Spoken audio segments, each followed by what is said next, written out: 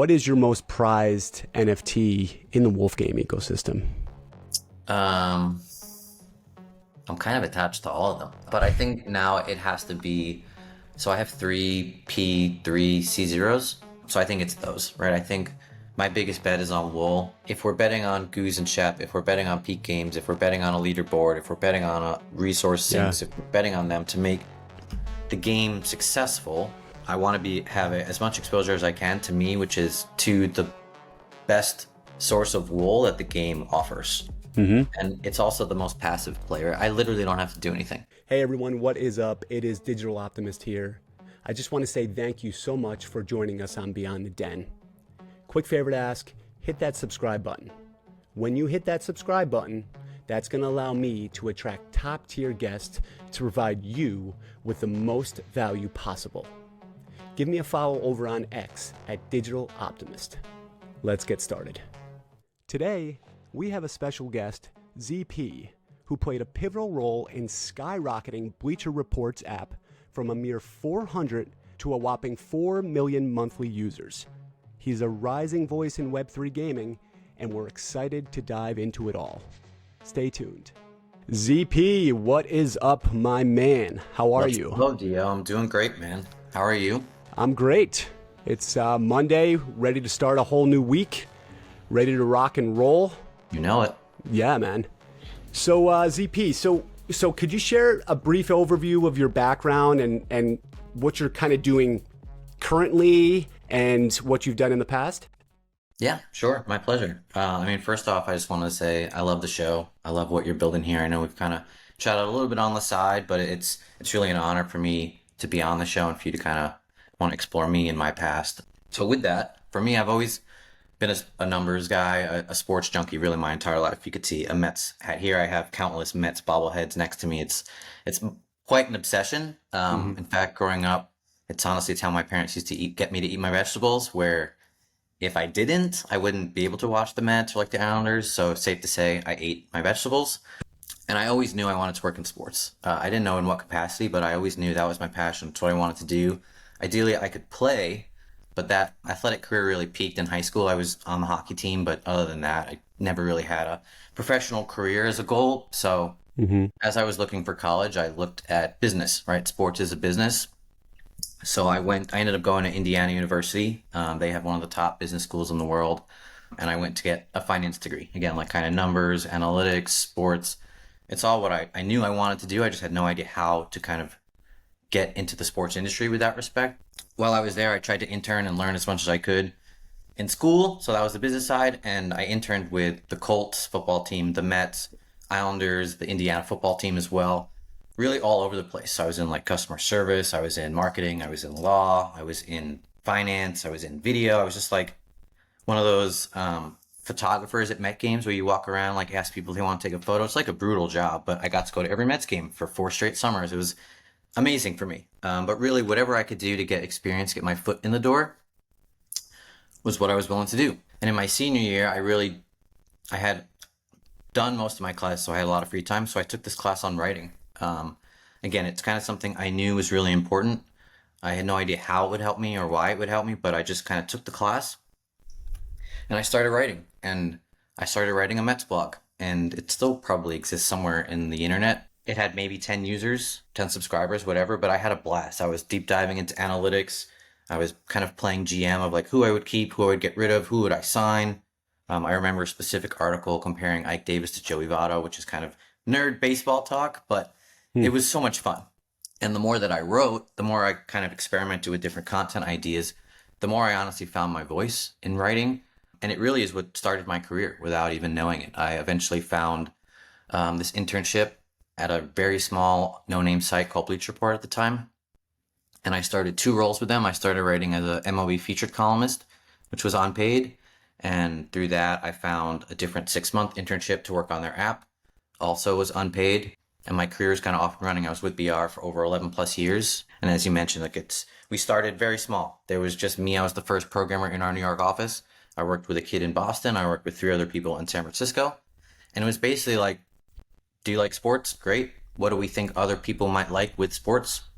And as that app scaled, as my role scaled, it was really creating and executing like a push notification strategy of news, highlights, just with the ethos of how do we make it as easy as possible to be a sports fan. And Hmm. yeah, it was really a dream job from the beginning. So I got very lucky. Yeah, dude. It's fascinating, right? I mean, I would say, what, 90% of the population would die for those positions. Yeah, And, making sports a reality into their profession, I think is awesome. yeah, Very, very cool. And I love the fact that you put the work in early on without an expectation of getting paid. And I am positive that that is what led you to where, you eventually wanted to go, because your higher ups saw that and was like, oh, wow, he's not just walking around with his hand out. He's willing to put the work in.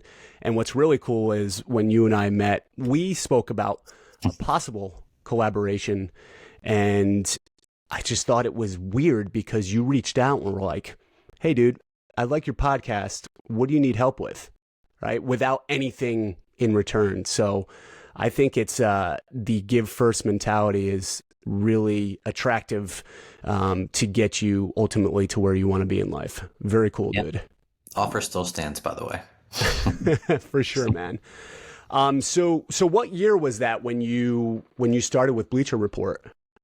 That was, now you're gonna make me feel real old. That was 2012. So I graduated undergrad in 2011. Then I moved to Florida again to work for free for the Florida Panthers for 4 months. I then got a job offer with the Pittsburgh Pirates to be in their sales department, but I turned it down. It just wasn't for me. I'm not a cold caller. I'm not really that like outgoing, energetic personality. I just knew it would kind of set me up for failure. As much as I wanted to work in baseball, as much as I wanted to work in sports, I Yeah. still wanted to have enough patience to find the right role. And I was very lucky that my parents would still let me live in their house. So I moved home. Um, Transitioning away from like a little bit of your question, but I moved home and Yeah. I got a master's degree. So I went to Columbia for 2 years, got a degree, and that's when I started the two free gigs at BR. So I was going to school, I was working at home, and then eventually when that internship landed, I worked in their office during the day, went to school at night, and then went home. Wow. Yeah, you got a crazy work ethic. That's awesome, dude. So why Web3? I mean, how did you end up in this wild, wild west of an arena? Great question. It's been a journey, much like everything else. So I grew up honestly similar to G Funk, which I learned from your conversation with him, is I grew up collecting cards. I grew up spending time at a local flea market. I loved rookie cards in particular. I loved baseball rookie cards. Like I think G Funk also said this. Like he had a Beckett growing up, and he kind of like lived in that magazine, and so did I. Right? I would Mm-hmm. open packs and be like, okay, who did I get? What did I get? Or like, what Yep. players do I want?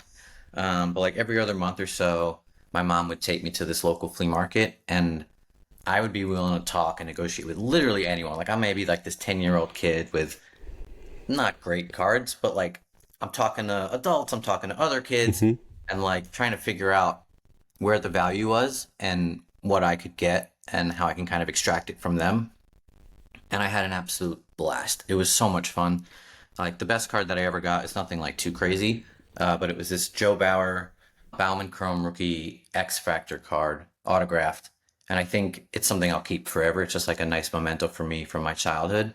But eventually, so back to kind of, I'm working at BR, and Adam Lefkoe's actually, he's kind of like an influencer in the card collecting space. He unboxes stuff online, and he was just very fun loving, like very energetic guy. As much as he got big, like he's a kind of a talent superstar now. He was always super kind to us, in particular my team, and come over to our table and start talking cards and start talking sports with us. And then when the pandemic hit, so I follow him on Instagram and I saw a lot of his stuff, and it kind of re-engaged me in the card collecting community. So I was buying, selling LeBrons, Lucas, Jaws, their rookie cards, and flipping them. Some of them were like 10 to 20% gains, like within a couple hours, if you find the right cards and you're able to. It's honestly, it was so similar to the 2021 Giga run in NFTs. There were sometimes I could get flips of like 500% within a day. So eventually, I bought some Grail LeBrons where they were like the 2003 Topps Chrome PSA 10 rookie stuff, like expensive cards. I was spending five figures, six figures Wow. on them. And because it was my first go round, I was super greedy. I had no idea of the concept. I'm like, oh, I'll buy it for 10K and sell it for 100K. Like this is just Yeah. how it A works. 10x, Yeah, just what's like wrong with tomorrow. that? Exactly. I Hmm. won't worry about it. Uh, but as much of us can relate to now, I held for too long, right? So I got greedy, and I was literally in text threads with internet strangers of like, they're offering me six figures for this card, and I'm holding out for more. I don't even think it was idiocy. I just think I had no idea of what the reality of the market would be, and all I was experienced with of these exponential growth like patterns. So why wouldn't I hold out? Why Yeah. wouldn't this market go on Yeah. forever? Yeah. Um, And you thought you were an utter genius, right? well, I mean, I still am, obviously. No, but yeah, it was just one of those things where it was a very hard lesson to learn, and I ended up selling them. I don't have them now, but I sold them for a loss, right? So I had one specific card I bought for 16K. It ended up it at its high was like around 50K, and I sold it for like 13K. So like if you think about that, I had a 3x whenever I wanted, really, Hmm. and I just got really greedy. So that was a really important lesson that I learned. So eventually I did that. And this whole time, a couple groups of friends of mine, they started doing NFTs like with Zedrun. And I think that would be March 2021. And that includes like Brian DeSanta, who I grew up with. He was involved. And one of my other really good friends, Nuke, who's on Twitter now as well.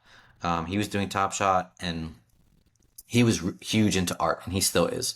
And eventually in July, I flew out to Chicago, and I just hang out with him. We're at a Cubs game, and he's telling me about these things he minted and what they're worth now. And I'm basically just like, holy, what? How is that possible?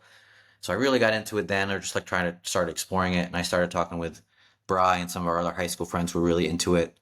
And honestly, once I started hearing how many zeros they were adding to their portfolio, I couldn't resist it anymore. So I dove in. Crazy. So going from the digital card collectibles in sports predominantly, Yep. what were your thoughts on Top Shot? Was it something that was easily digestible when you heard about it? I mean, initially I was really skeptical. There were a lot of, I think that's the first time I had to KYC of like, they want my what? Driver's license? They want my Yeah. passport? Like, why do they need that? And I still don't totally understand that entire side of it. But yeah, I was really skeptical. I didn't want to give away any specific information that I didn't have to. I wasn't used to that, right? You're growing up in a flea market. I want a pack of cards. I buy it with $10 or whatever. Hmm. But the idea of it and how, like, just how liquid they could be was really interesting to me. Where something I would want to sell cards growing up, I had to be in person. And this was just a different way of experiencing that. If I have this job moment and you're somewhere in Europe, I can sell that to you in an instant. And just like that concept really, really intrigued me. So yeah, I explored it. I definitely was part of it with Bry, with my friend Nuke, and again, held too long, right? So I bought some that went up, and I bought some packs that also went up, and again, got really greedy, held onto it. I don't hold any Top Shot moments anymore, but it was really a fun way to get me kind of into the space, and the first iteration of me learning how, not necessarily how liquid it was, because like you couldn't sell it right away, but just how liquid collectibles could be, and the fact that you don't need to be in person. It's kind of all digital, Yeah. and you own those specific things. So it was a very good onboarding tool for me to get into the space that I'm really Yeah. happy I participated in. Yeah. Super interesting. Yeah. I remember I've had a fair amount of NFTs throughout the past 2.5 years. And during the high bull, I remember talking to my wife. She's like, well, are you going to sell? And I'm like, no. I'm like, my thesis hasn't even played out yet. You don't even understand what's going to happen. Yep. Right. So there is a thing as being too early. Right. So looking into the amount of transactions and NFTs that you've bought throughout the past 2.5 years too, Yeah. what are your takeaways? Like, what are your big projects that you have a lot of faith in? Like, where are you on that? Yeah. I mean, even what you just said about like how you spoke to your wife. I early minted Moon. I got very lucky and I was able to mint a Moonbird. And that's my PFP. And I had the same exact thought with my friend Nook of the thing went from 2 ETH to like 30 ETH. And I'm like, we talked about it. I was like, do I want to sell? Yes. Because it went from 6K to like 100K. But as we were talking about it, it's like, where would you put the money? Like, where would you want to have that amount of money? And my answer was like in a Kevin Rose led project. I had a very firm belief in that.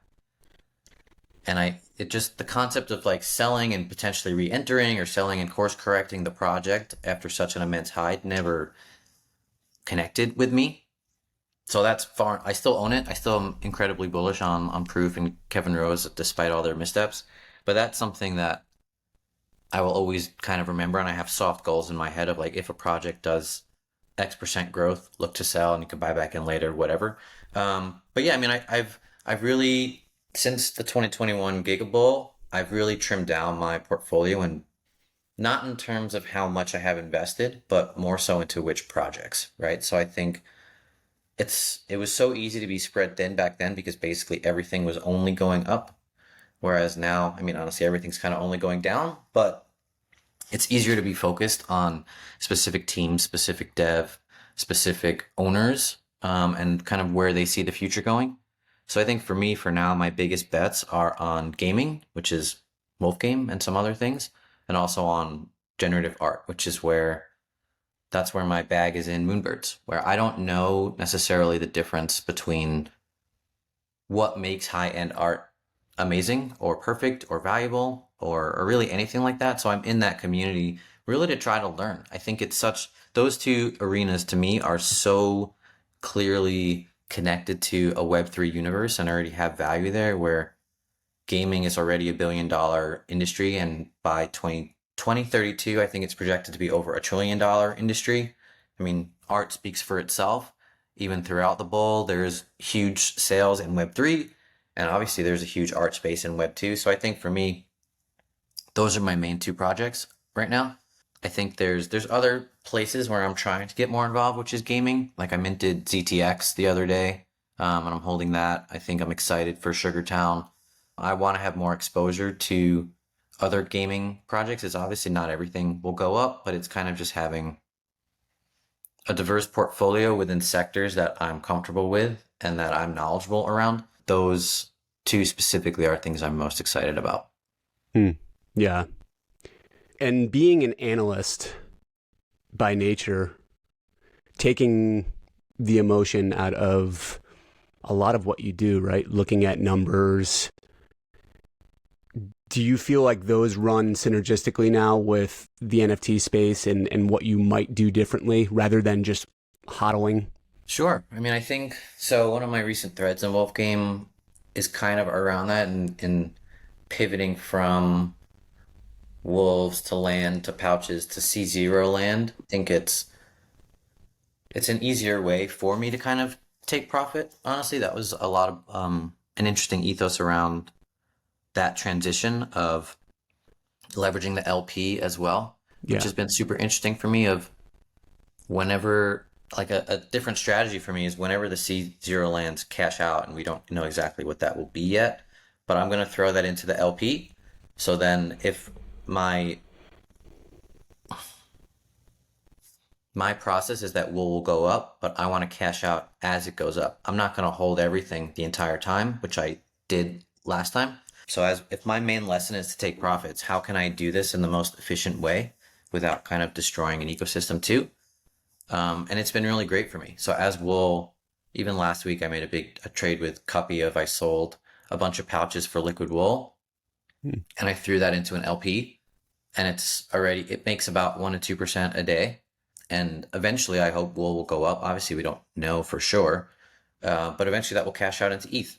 And that is a way for me to still bet on the ecosystem of long-term. C0 is basically the most indefinite pouches that we have.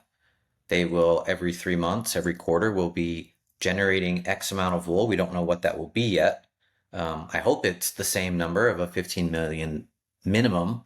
But even if it isn't, right, I will be getting X amount of wool every 3 months. I think that is part of the plan. It's everything that has been laid out for us in the peak papers. And as the game scales, which hopefully it does, and that's what I'm betting on, I will be transitioning that wool into an LP or just straight into ETH, right? There's different ways of kind of cashing out. I don't know how long the LP will last. I'll always kind of be looking to see where the value is and Hmm. cashing out in that respect. So I'm not sure if I totally answered your question, but Yeah, I think you did because you're relating it to predominantly Wolf Game, which is where we're pretty heavy on, right? And your big Web3 gaming current bet is in the Wolf Game ecosystem. yeah. What is your most prized NFT in the Wolf Game ecosystem? I'm kind of attached to all of them. But I think now it has to be, so I have three P3 C0s. So I think it's those, right? I think my biggest bet is on Wool. I think really your interview with Goose changed my mind in a lot of ways of just, it made me, I was skeptical of the Pixel Vault acquisition. Honestly, I had a lot of exposure there. The most expensive NFT I ever bought was a MetaHero. So like at the peak of ETH, it was the most expensive ETH I spent on a specific asset, and it didn't work out. And I really didn't always like how G-Funk communicated with the team and communicated with the community. And for the most part, I was out of Pixel Vault things. I held some. I still have some planets.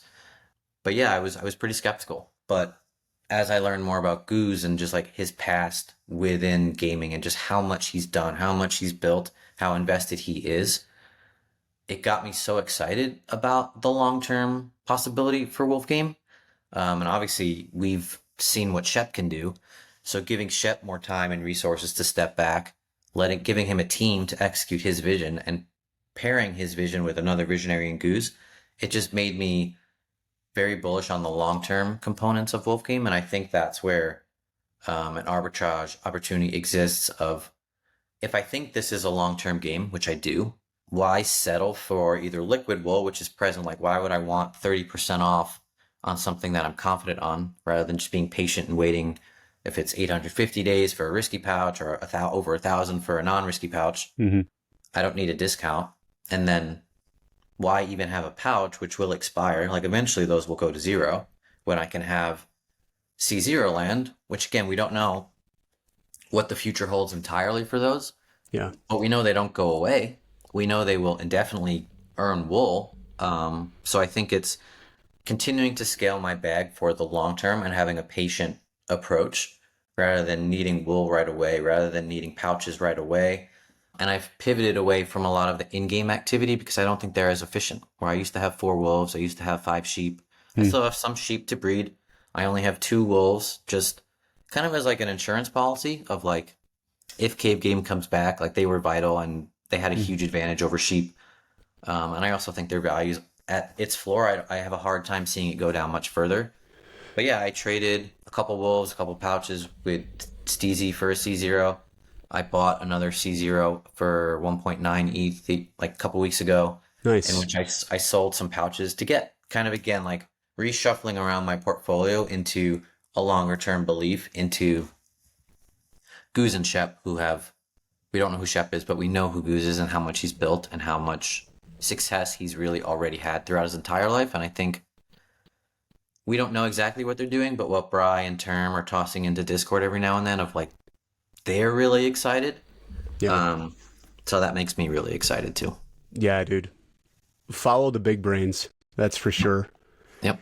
And yeah, looking at the assets in itself, the C0s, that is an indirect way to play wool too. I think Yeah. a lot of people forget that. They just look at the NFT as just an in-game item, but peak lands are going to print wool, right? So That's the name of the game. Yeah. yeah. I've had a little bit of a different approach as of late. Been really breeding a fair amount with my sheep, trying Yeah. to grow my army. I do believe that resource sinks are coming. So being able to play the news on that, right? So once that comes out, what's going to happen to Chops? Maybe that's an opportunity to roll those resources into Chops and Yep. possibly roll them into Wool or roll them into ETH and then think of a different way to play the game. That's what's so great about Wolf Game is there's so many different angles. It's crazy, dude. Yeah, and the market and the meta evolves every day, every week. So it's one of those things, if you're not evolving with that, Yeah. you're falling behind. And Yeah. that's massive to me. I think so much of a competitive advantage is kind of reading the tea leaves and seeing the market. You don't wait for the news. You have to get ahead of it, right? I think not just in Wolf Game, I think in NFTs and really just in life, in markets, people wait for the actual news to be in front of them, for them to see it, Yep. to react to it. And I think the smarter people are able to kind of play in advance, right? And Mm-hmm. kind of see where the market is going, where the game is going, and take advantage of those opportunities before they're actually in front of you. And Yeah. that's my bet on C0 of kind of leaning into that unknown a little bit and taking the information that we have, making those calculations where, again, not to kind of like self promote myself, but in that thread I lay out, even if the C0 lands only produce what they are like established right now at that 15 million wool minimum, Mm-hmm. they make 2 to 5x what a wool pouch does. Like, and that information is in front of everyone, but not a lot of people are reacting to it. And again, the P3s they're rare. They're not often on the market, but there was the one that I bought recently was on the market for a long time. So Um, you got a P3, which mhm. is the summit, Yep. for 1.9. Yep. Wow. Yep. And it was on the market for a while at like 2.7, 2.5. The owner kept dropping it down. So I was kind of just waiting. Mm. Um, but it was something that I was targeting. And Yeah. it's such an interesting, Yeah. because the return on that compared to the P, the base Yeah. C0, Yeah. it's like 6.5x the return because the rarity is that much more. So like Hmm. the pot is split between fewer owners. Yeah. There's only 40. That's crazy. There's only 40 summits. Yeah. Hmm.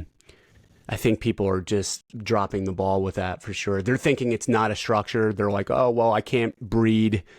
So what's the use of it? But I love your It's breakdown of just the because wool. I really truly believe it's because they haven't seen it yet. Right. And there's Mm-hmm. definitely some mystery around what it is. Like, I don't know if it'll be pouched. We don't know what it will be. So we know it'll be for Q3. We don't know what it is for Q4. We don't know what it is indefinitely. So it's possible the bet that I'm making isn't the right one. Mm-hmm. If the minimum of 15 million goes away, and hypothetically it's 1 million, right? Then my bet is very wrong. But I think if we're betting on Goose and Shep, if we're betting on peak games, if we're betting on a leaderboard, if we're betting on a resource Yeah. sinks, if we're betting on them to make the game successful, I'm I want to have as much exposure as I can to me, which is to the best source of wool that the game offers. Mm-hmm. And it's also the most passive player. I literally don't have to do anything. Yeah. It's a I can very sit on it. unemotional Right. bet for I'm sure. just there every three Yeah. months. I'll get X amount of wool, and if I want to cash it out, I can. If it's a pouch and I have to wait, then I will. But it's one of those things like, and that's where my pivot from wolves went of I have to be a lot more active. I have to make smart moves, and my moves depend on the actions of the rest of the community, where I need to the what my wolf can loot depends on what sheep decide to do, and how affordable my actions are depend on what the price of bathhouses are. And I'm so Yeah. dependent on others for the success of my own assets. Whereas within P3, I'm essentially in control of it. I don't have to rely on anyone else. I don't have to play for it to succeed. The only bet is that the game succeeds. And I think Mm-hmm. we are all here betting on these assets with the idea that the game succeeds. So that's kind of where I'm, Yeah. I love it, dude. yeah. Very cool. Going into the Bleacher Report and your ability to scale, Yeah. right? So, what are some of the key strategies you use to scale the report from 400 to 4 million monthly users? Oh man. We probably need like a day long podcast for that. But the two main ones that I will honestly take with me forever are, and you've heard me say this, but fail forward is the most important one. Like, don't be afraid of failure, and empathy. Um, so within the first 5 or so years at BR, we didn't even have data, right? I alluded to this a little bit before. We were just sports fans talking with each other. Like, I'm a Mets fan. I love sports. I was talking to someone in Boston who just loves sports. Like, hey, do you think this is cool? Yeah, okay. And then we sent an alert out. Like, there was no data, there was no science. It was just using our gut, which is still really important, right? There's a nuance to that as a sports fan. Sometimes things worked, sometimes things didn't, but we were never afraid to push that limit. We never were shy from doing something creative, doing something new. there was one alert in particular we did where we literally wrote it in French. Like there was an NBA game they were playing in France. It was two NBA teams, right? We're a predominantly American app, but we used Google Translate and we wrote the alert in French, just kind of as like a what the heck type thing. Hmm. And it's stuff like that where we really, really pushed the limit of whatever we could do. Eventually, like 5 or so years in, I was given this data platform. Again, it's kind of like the sports data nerd of our group. It was called Inarana. It was basically like ZP, go create some findings. Like tell us what's working, what's not working. So I was paired with someone on our analytics team. So it's definitely wasn't just me. But a lot of what BR does today really came from that research. We leaned into second screen experiences. That's what we ended up calling it, where instead of like the Mets beat the Yankees 5-3, this is an alert. This is what everyone kind of sees in front of you. What else can we do around the news? Are rumors things that people engage with? Are there posts on Instagram that people engage with? Like, what is Dame Lillard talking about around his potential trade to the Heat? Is he commenting on posts? What are some things that users aren't necessarily seeing? Hmm. And that stuff thrived. Where is our audience, right? Are the Mets the same size audience as the Yankees? How do we kind of devote our small staff? We're trying to cover the whole world. How do Mm-hmm. we do that with a staff of 5, a staff of 10, as we grew, a staff of 20, etc.? What types of content are they engaging in? So a lot of that stuff. And then we really dove into, and I know you and I have talked about this a little bit, but like what hooks are people actually engaging with, right? Yeah. What are the best ways to sell our content? How do you incentivize participation? How do you incentivize engagement? Also, while not pissing off people, how do you know the right amount of push notifications to send without people deleting the app? Yeah. There's a fine line. Yeah. Exactly, right? How do you create team specific content that resonates for a national audience and vice versa? So it was one of those things where I basically got in the quote unquote lab with this analytics person. We created dashboards. We created team specific ones, sport specific ones, hook specific ones, and just threw all types of shit at the wall, tried to figure out what works, and really created a lot of templates that would scale to not just the app, but for social, for our premium content team, for our show team. It was so much fun. I had a blast. Hmm. So I could see the similarities in Web3 gaming, Mm-hmm. the whole ecosystem, but the first thing that comes to mind is the similarities in Wolf Game between Bleacher Report just starting out, Wolf Game just starting out, small team, trying to scale, trying to onboard new users. Yep. What do you think are some effective ways to do that? I mean, it's from a data analytics, individual like yourself. I believe that you're primed to be a big part of Web3 gaming, and I'd hire you in a second with that mind. So, what are some of your thoughts on where can we take some of what you learned and did with Bleacher Report to Wolf Game in particular? Yeah. A really good question. I think there's a lot of parallels to your point. I think we're getting there. I just think we kind of just need some patience, right? I think communication is far and away the most important thing. Yeah. And how you engage with specific communities is vital. We were a small team at the time. Wolfgame is/was a small team. They're kind of growing, and they're going in the right direction.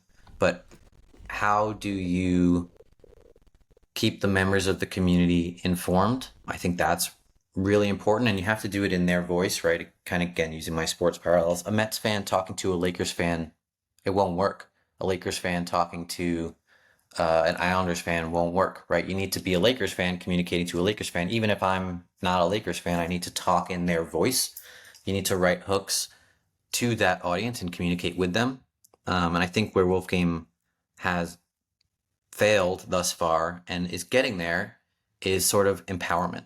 And the community really needs to feel like a part of the process. And I think that's where the Farmers Council will be vital, in that for now, a lot of the decisions are sort of made behind the scenes. A lot of the process happens behind the scenes. We don't really know what the heck is happening. The art and the hype tweets are amazing and they're so much fun. And it can really be an enlightening part of the community. Like the I'm not fucking leaving GIF is one of the best storytelling GIFs that really I've seen in the space. Best ever. Yeah, but we don't know what the heck is going on behind this. We don't know what is coming really in Wolf Game. We have ideas, we speculate. So some of the stuff that I learned at BR was delegating too. Where like I was leading the team we scaled it to be around like 15 to 20 people. And we started building in-app communities roughly 2 years ago.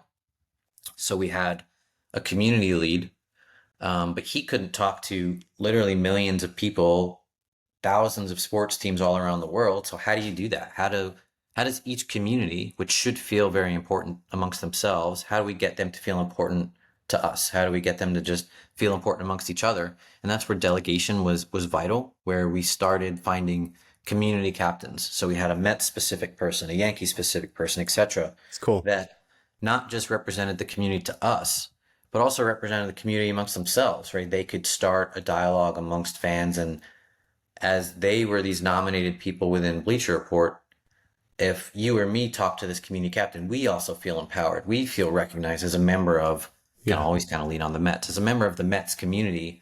If I'm talking to the captain, I feel like my voice is heard. I feel like I'm empowered. I think as that scales for Wolf Game, if and when a farmers council is created, if I'm talking to people on the farmers council, I feel like my voice is heard, right? I feel like I'm participating because I know they have an ear to the team.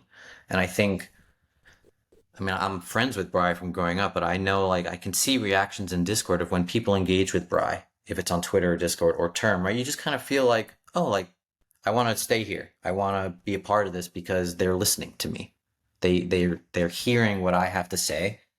And I think that's so important in a world where people are more remote now and they want to be part of these projects. I think where the issues come from is the lack of patience, right? Yeah. Of everyone expects everything to happen yesterday, like now, and stuff doesn't happen like that. Like I'm not talking to Nike saying like, where's my new shoe yesterday? That's not how that works. I'm not talking to Apple around my computer. Like the expectations they're so polarizing. They're just on the opposite ends of the spectrum. And Mm-hmm. I think it's really unfair to the team that Yeah. people expect everything to happen right now and everything to be perfect right now. And it's just like an interesting balance. Yeah. You really have to have some thick skin, that's for sure. Yeah.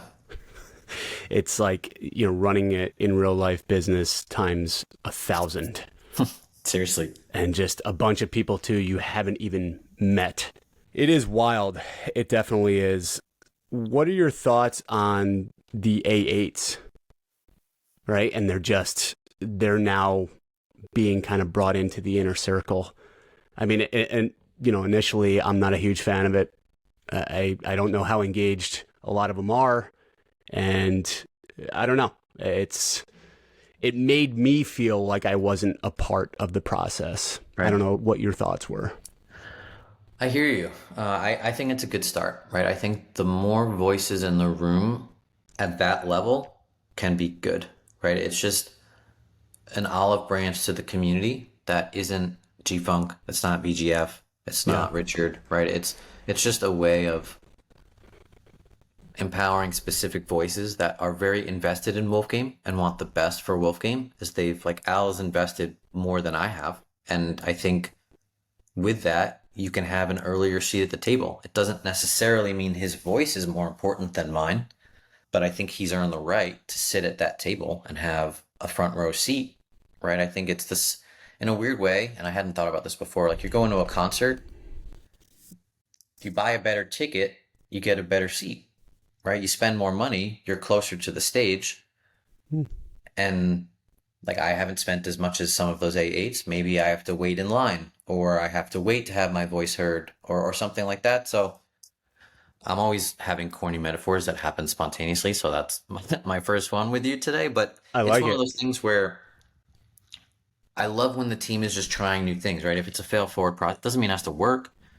Maybe it doesn't work. And maybe your fears and skepticism pan out. But I think at the very least, they're trying something new. They're exploring something, and it's something that they saw that worked very well on Pixel Vault.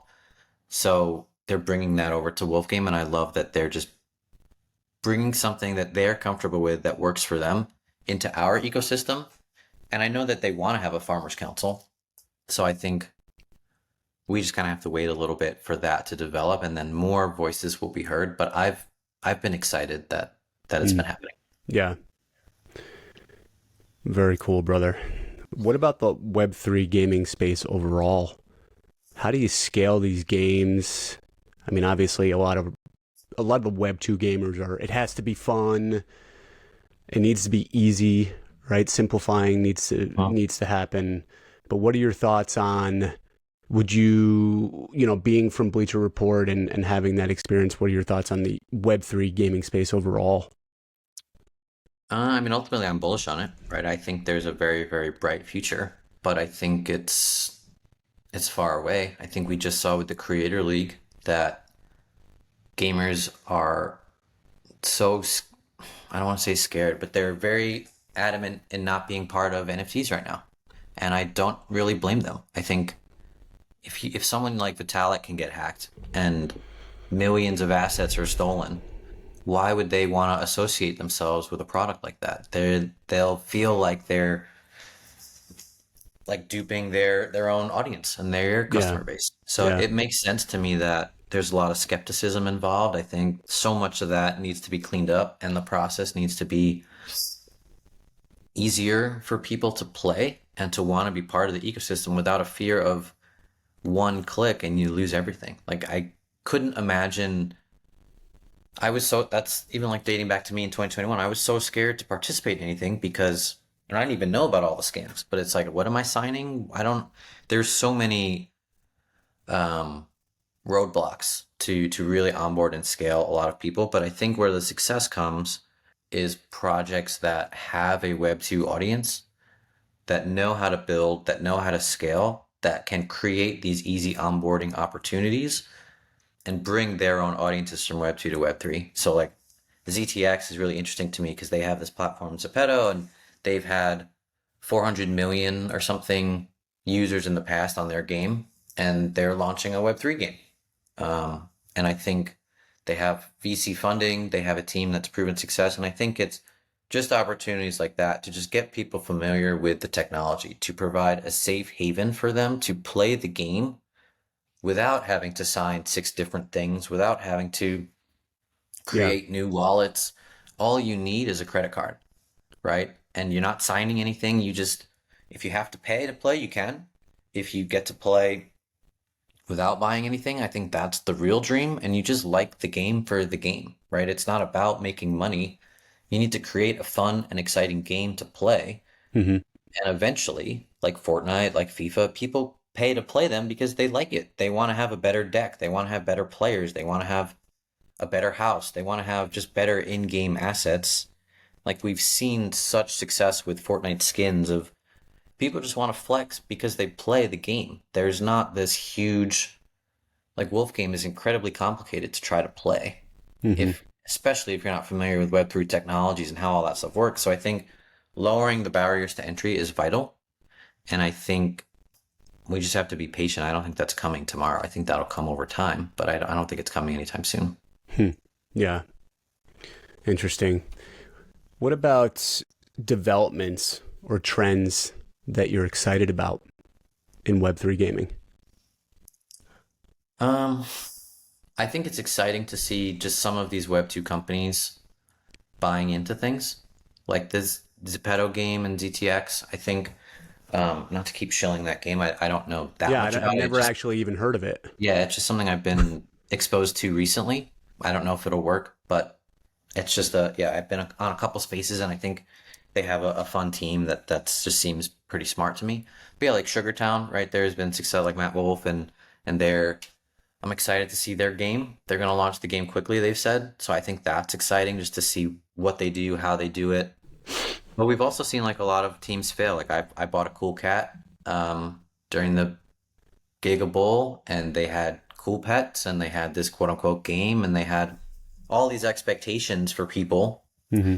And I still own it. I still love Klon and his art, but they shit the bed, right? They made a bet and they couldn't follow through on their promises.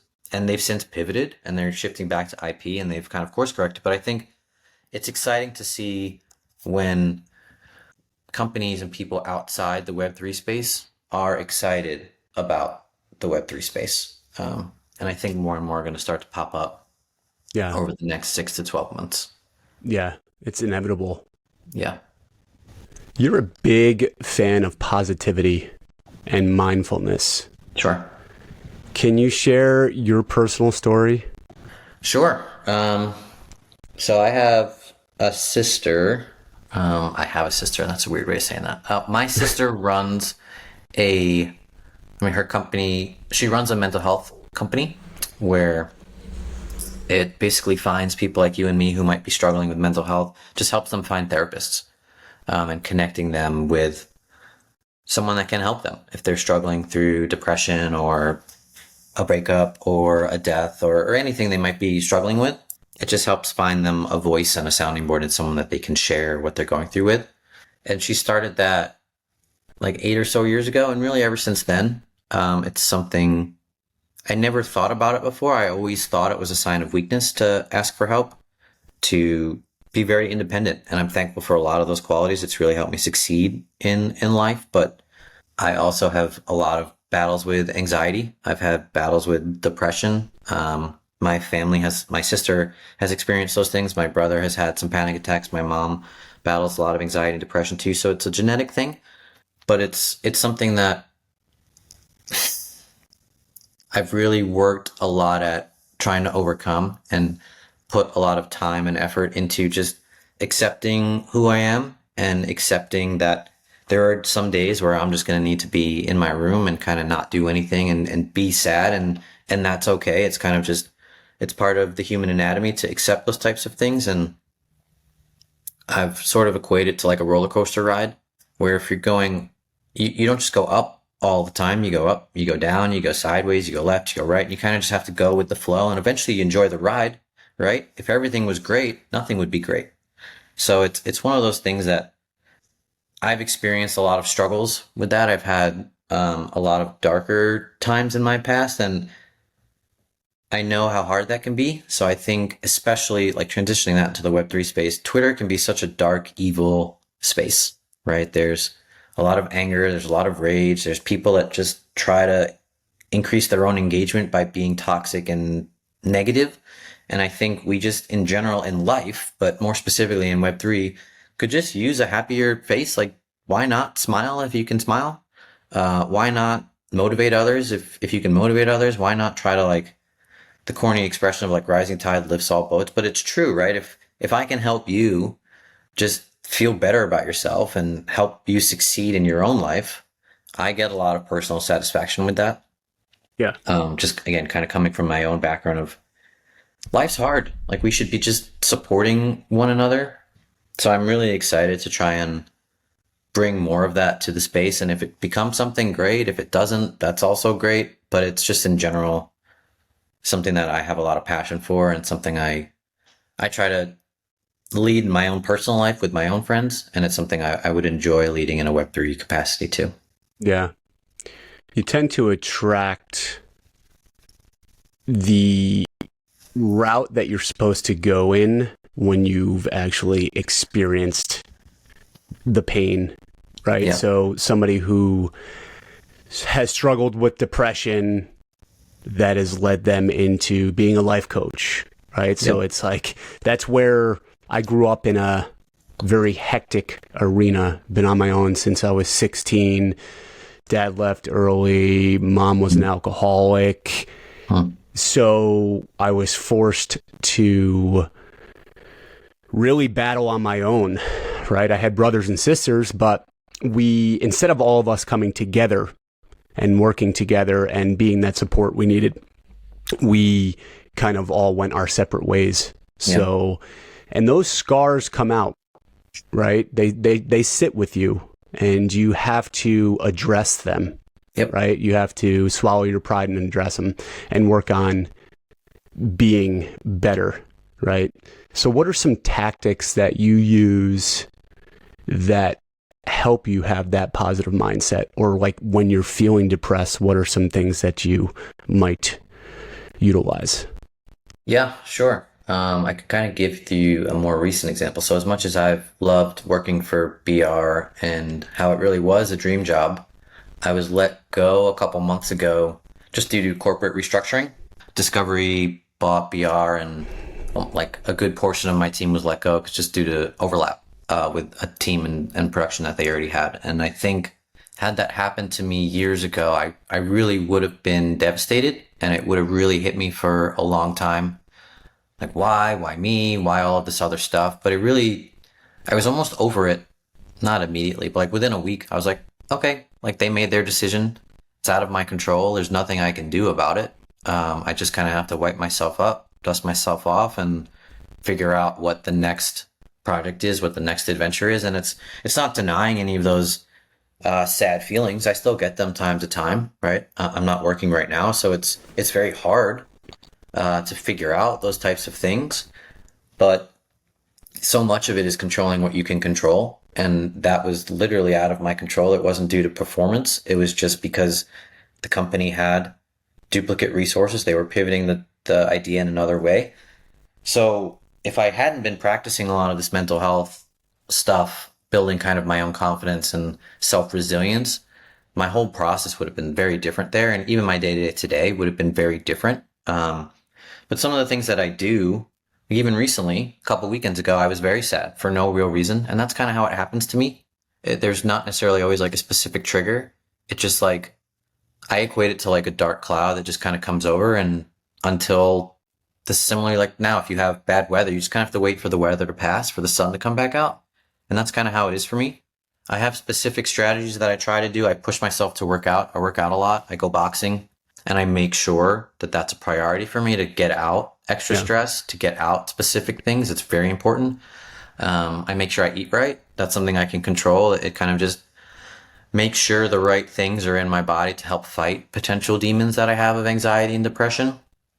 And I really love certain podcasts. It's called On Purpose. It's from Jay Shetty. He was a monk, but he has different interviews with either very successful people or different life coaches. And there isn't like this one thing or life altering thing you get each time. It's sort of a gradual approach of maybe I pick out one sentence out of 10 hours of content, and I have a list of notes in my phone of just little tidbits that I get from these shows and these podcasts that are just kind of inspiring to me, so that if I'm happy, I can read through them. If I'm sad, I can read through them. But just in general, it's a helpful practice. And it's something I recommend to literally everyone, in that just kind of building those successful habits and focusing on what you can control. And also the last thing is kind of accepting who you are is most important. Like for me, I used to get anxious about my anxiety. I used to be more sad because I was sad, rather than kind of accepting what was happening. So now when I get sad, I'm like, okay, this is what my body needs right now. Like when your phone is low on battery, you're not like, what the hell, phone? Why aren't you fully charged? You're just like, no, I got to recharge it, right? You plug it into a wall. So when I get sad or anxious, I'm like, okay, I just need to recharge, refuel, and I quote unquote detox. And eventually I push myself. I go to the gym. I eat right. I get out of the house. Even if it's not comfortable, I've learned about myself. I've learned about my process, and I know that will help me get out of the funk. Yeah, those are great, man. But yeah, I too struggle with depression. I think 95% of the world does, right? Mm-hmm. And it's important to acknowledge that that's okay, right? And it's all right to have these moments of negativity and not talk to a single soul. I think it's okay, but acknowledging that, and then putting those tactics into work and saying, all right, well, I'm going to get up and go for a walk. I've been on my computer for 7 hours straight, right? So, what is that going to do to your mind? Right. So getting out and going for a mile walk, you can really just change the trajectory of things. Coming from a tough childhood, and I was always forced to the audiobooks, and I was gravitating towards the self-work, right? Self-help books, right? Yep. But the book that really changed a lot for me was Napoleon Hill, Think and Grow Rich, which was awesome. And it's not about the financially rich. I mean, that's part of a chapter, right? But it's Yep. gaining wealth in the mind, and you really attract what goes on internally, the law of attraction. And I do believe that, right? When you're in the right headspace, you start just attracting the right things. So that's where I think part of my depression can come from, right? It's like, you know that, and you're like, all right, stop being angry or stop being upset about something, because you're Yep. only going to attract shit, because the law doesn't have any bias. It just is what it is. If you're negative, Yep. you'll attract negative. Positive, you'll attract positive. But yeah, it's true. It's impossible to be optimistic, right? The digital optimist that I am. 99.9% of the time I try to Yeah. be, right? Going into some different quick fire questions. What do you believe is the most underrated NFT project? So that's a good question.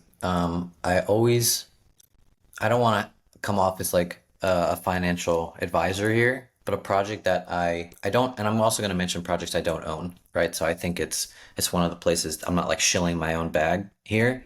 I think a project that I would speak on is from a cheaper perspective, and cheaper is all relative depending on what your bag size is. But I think Zenika's Denizens is a very interesting project to me. I think the floor is around maybe 0.08 right now. And Zeneca, as we're talking about positivity and mindfulness, that's what he represents. That's what his brand is. He's been in this space really since, at least since I've started. I think he has a podcast called Two Bored Apes, and it was one of the main onboarding tools for me, where they just kind of normalize it, they humanize the process, and I think he's here and building for the long term, right? So this isn't a quick flip. This is something, if you want to be in a project and meet cool, like-minded people that are positive and mindful and support one another, and have a founder who is here forever, I think that's a really good place, especially if you kind of just want to learn about the space and just kind of go on a journey with people. Maybe you're on your own and you're just trying to find something new and different. I think that's a really cool project. And then I think on a little bit on the more expensive side, I think Doodles has a bright future. I think they're betting on the future. I think they have their IP is fantastic. I think their animation studios is top of the line, and I think I have no idea how they will value generate for their specific holders. So that's why I don't own anything right now, but I think they have a very bright future. And then I think a project, to tweak your question slightly, just something I'm really excited about what they're doing and what they're building, is Pudgy Penguins. I think Luca is maybe the brightest leader in the space right now. They took a project essentially from the deathbed and brought it to where they are now. They have millions in sales. I think they're going to be launching something by the end of the year. And I'm just very excited to see what they're doing. Their floor is around 4 right now. So again, not a cheap entry point. It's hard to say if it's undervalued when it's that expensive in a market like this. But I think they're going to be a real thought leader in the space whenever this next bull run comes. So I think hypothetically, you could look back at a 4 ETH floor and be like, how are they at 4 ETH when they're really like leading in potentially gaming or board games or toys or marketing, or they just have a lot of avenues to go with their IP, and I think they're doing the best job leveraging it right now. Yeah. Awesome answers. Favorite way to unwind after a busy week? We've touched on them a little bit. Boxing is therapy to me, honestly, and it's title boxing. So you go to a class and you punch the crap out of a bag for 45 minutes, and especially if I'm stressed out after a week, when I walk to and from, it's like a 20-minute walk for me. I just feel lighter when I'm walking home. And then the other thing for me is, again, kind of, I'm a huge Mets fan. I watch most of their games. And it's something that used to give me a lot of stress and make me feel bad about myself. Like, why do I care about a baseball team so much? Why do I have to watch each game? But now I really relish in it. I love the broadcasters. I love the team. It's just 2.5 hours of me kind of hanging out with my quote unquote friends on TV. Again, which might sound like a loser type experience to some, but honestly, I don't care. Like, I love it. And I've really grown a fond appreciation for just knowing what I like and being very comfortable with that. It doesn't hurt anybody, right? I just like it. So yeah, those are a couple of different things. Who wins the World Series? It's not the Mets, I tell you that. I think the Braves win. They're a juggernaut, so I don't think anyone can stop them this year. They have pitching and batting, right? I mean, they're just They machines. have basically everything. It's really not fair, but Yeah. yes, Yeah. they're loaded up, but too much really. But yeah, I'm more of a football fan myself yeah, and a depressed football fan after watching the New York Giants play last night. I mean, yeah. it That was atrocious. not your best effort. But you can only go up from here, right? So Yeah. that's good. Yeah. I said it was going to be a long season. It's all good. There's always ways to pivot, right? You'll be there. They won't be that bad. I think they're still like a fringe contender. They just had a really bad showing. Yeah. And maybe Dallas is just that good. I hate this. I hate to say I don't Dallas think is they that are. good. I don't Ugh. think they are. They're good, but they're not that good. Yeah. No one's good. Yeah. I want to go into a couple mystery questions for you. All right. Hit me. So, what's one thing you wish you could tell your younger self, especially when you were first entering the collectibles market? Damn, one thing. Don't do it for the money is probably what I would say. And I don't think, even as a kid, I was going to flea markets to try to flip stuff, right? I wasn't always collecting just to kind of collect. And I think that I wish I had, like, just enjoy yourself a little bit more. You don't always have to be on. You don't always have to be working. You don't always have to be profiting. You're allowed to just enjoy a little bit more. So that's a really good question, but that's probably something that I wish I could tell my 11-year-old self going up an escalator at a flea market. Just like, oh, just enjoy the packs. You don't have to trade. Yeah. Like, You buy a don't pack. have, yeah, you don't have to be a hustler Right. 24/7. Buy a pack of cards and open it. It's okay. Yeah, but it's so perfect, especially in Wolf Game, right? Yep. Just the community. Certain individuals just need to just relax and enjoy the ride, right? Exactly. And it's fascinating to hear people who are ultra successful and ultra wealthy, right? From a financial standpoint, and they go, Yep. you know, you hear them on podcasts and they say, what's, you know, is it you know, what's the most exciting thing where you are now? And they said, you know, obviously it's not about where they are now. It's about their past and about their journey.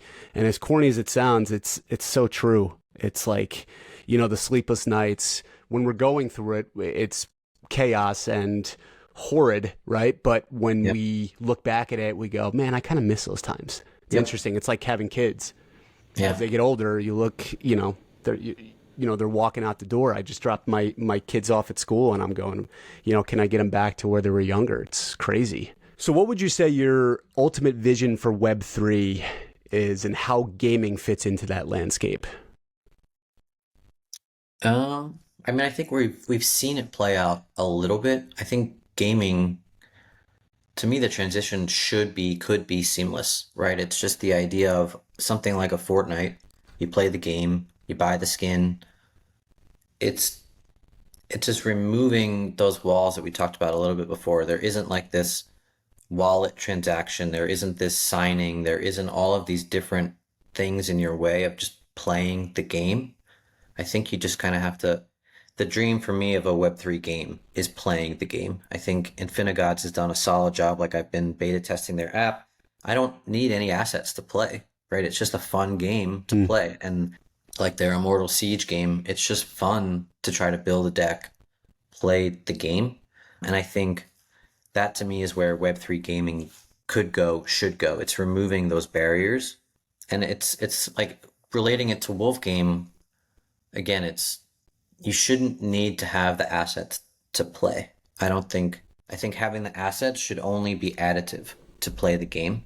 If you need the token of wool or a P credit to play someone in wits or whatever the newest iterations of games are, great. But I think the future of Web3 is a successful game like a Fortnite or a Dookie Dash, where like you don't necessarily need the assets to play. You just get to play. And it's again, even like what I was just saying, like you just play to have fun, right? There isn't this like, oh, I'm only playing because I can make money. The game, it can't be about that, in my opinion. Yeah. It definitely turns people off for Hmm. sure. If you could have a one-on-one with any person in the Web3 space, who would it be and why? Oh, damn. One on one? Would you say Zeneca?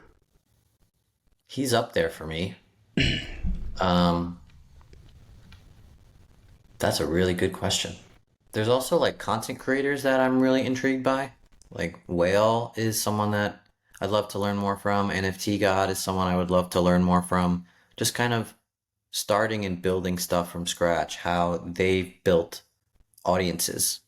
Um, so I think I'll tweak your question slightly to say two people. I think Zeneca is someone that is really interesting to me, just again from like a positivity, mindful space. He was a gambler, professional player before he entered NFTs, and now he's presenting this like opposite spectrum of like to me as a gambler, you're not necessarily about positivity and mindfulness. You kind of like always have that itch and want to play. And now he's it's just such a 180 to me. And he's growing a brand and establishing a brand around it. And I'd love to pick his brain on that, but also again like the whale slash NFT god people where they built these massive audiences, this massive reach, really out of nothing. So what are some of their strategies how to do that? Not even necessarily for myself, as much as I want to eventually scale into something like that, but just it's such a fascinating thing to me how you can kind of start a business and start from scratch and really grow and build it into something. Yeah, Yeah. that's a really interesting question that I'm going to think about more of even after we end this call. That's really cool. What would you say? Who would you say?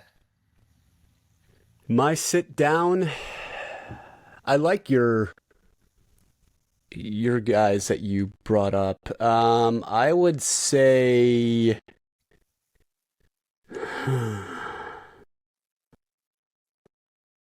I would say like Ilio Trades. Hmm. Seems like a really down to earth cool dude and just pick his brain about the cycles that he's been through cuz even an Alex Becker like as Yeah. as obnoxious as he can be and it's a lot of it's an act, right?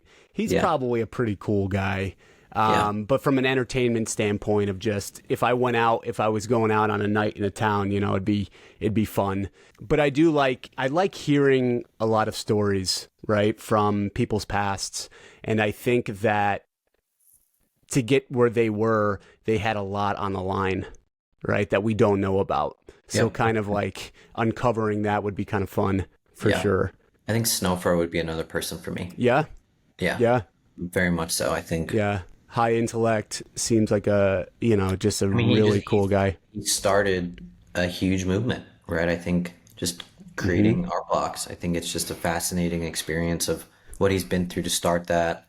His journey with punks, his journey with squiggles, his Yeah, journey just to kind of grow and help Web3 and generative art just kind of like infiltrate the Web2 art space. I think he's probably had so many fascinating experiences. I think he yeah, would actually be my answer. I'm gonna remove the rest, but I think he's the one I would go with. yeah, yeah. Very cool. Very If cool. you were going to create your own NFT project, what would it look like? I think if I was gonna make my own, so I've thought about this a little. I would probably make it around fantasy football, honestly. But I would do it around like I think because like the infrastructure already exists.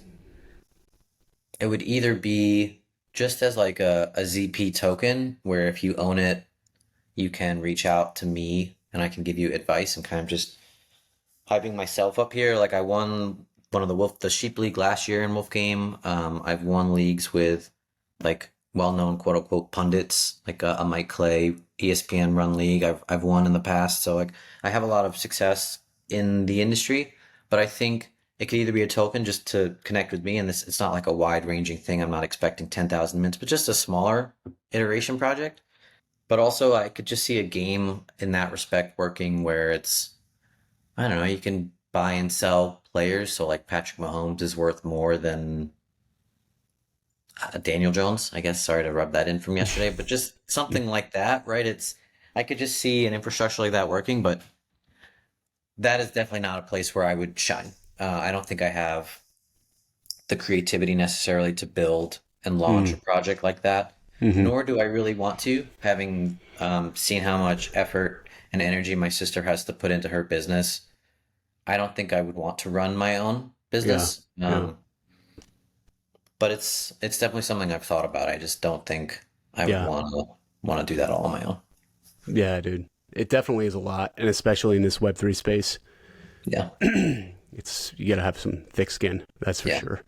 All right. So, all right, cool. So, anything in particular that you wanted to talk about that we might not have touched on?